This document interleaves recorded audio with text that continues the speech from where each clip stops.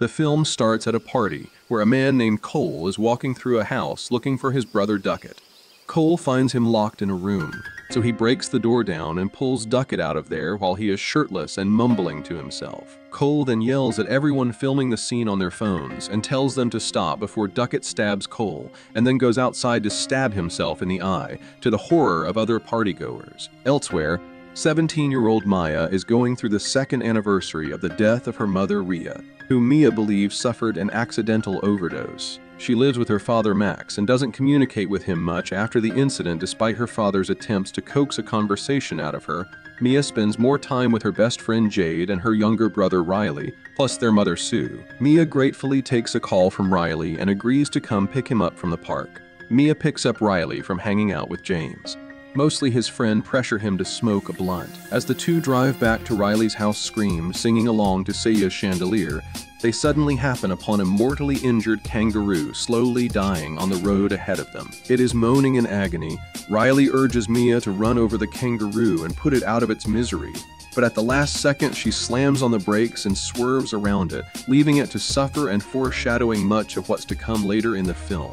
At Riley and Jade's house, Mia shows Jade a video circulating on social media of some of their classmates grabbing hold of a white ceramic hand and appearing to be possessed by spirits that are conjured from it. Jade insists it's fake, but Mia is eager to find out for herself. Jade convinces Mia to join her for a party, mainly because Jade's boyfriend Daniel will be there. Riley joins them as they sneak out. The party is hosted by Joss and Haley. Everyone gathers as they take out an embalmed hand of a medium with writing scribbled on it.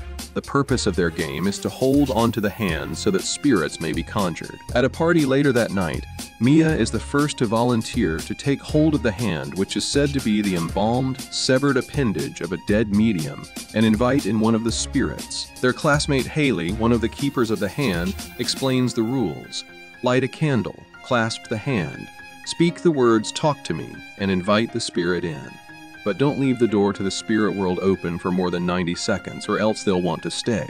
Oh, and if you die with a spirit inside your body, your soul will be lost forever in limbo with the rest of the spirits trapped in the hand. Haley lights a candle and instructs Mia on what to say. She grabs the hand and says, "Talk to me."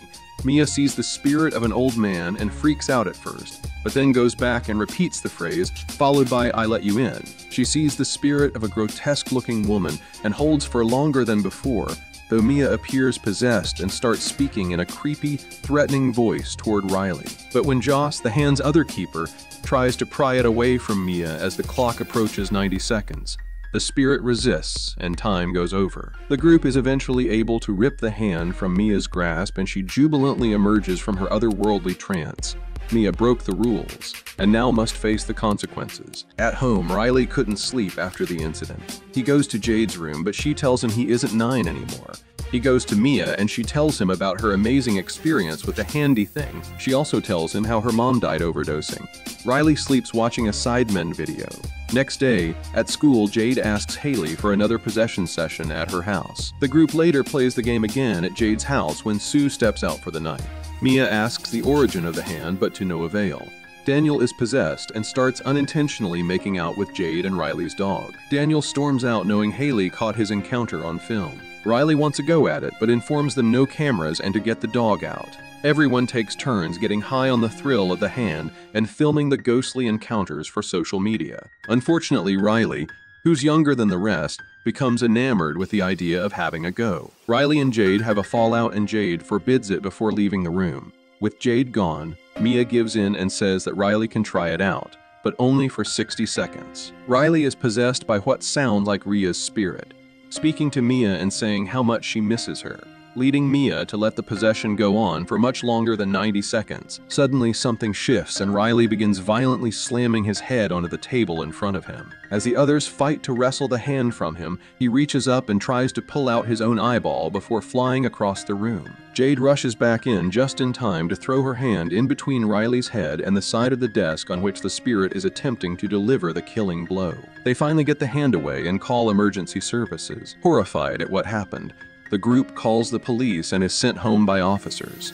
Mia, however, has secreted the hand in her bag. When Mia tries to visit Riley at the hospital, both Jade and Sue turn her away, blaming her for what happened to him. She spends more time with Daniel, as she has a crush on him and previously had a brief encounter with him.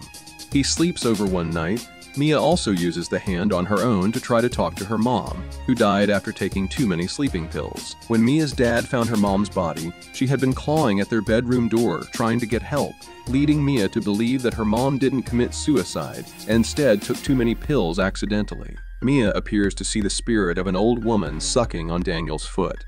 While Mia tries to yell at him to wake up, she wakes up and finds that she is the one sucking his foot to his horror. Mia takes the hand for herself and sets up her candle to try and speak to Ria's spirit. She is told that her death was accidental and that she would never want to leave her daughter. Ria tells Mia that Riley is in pain and needs help.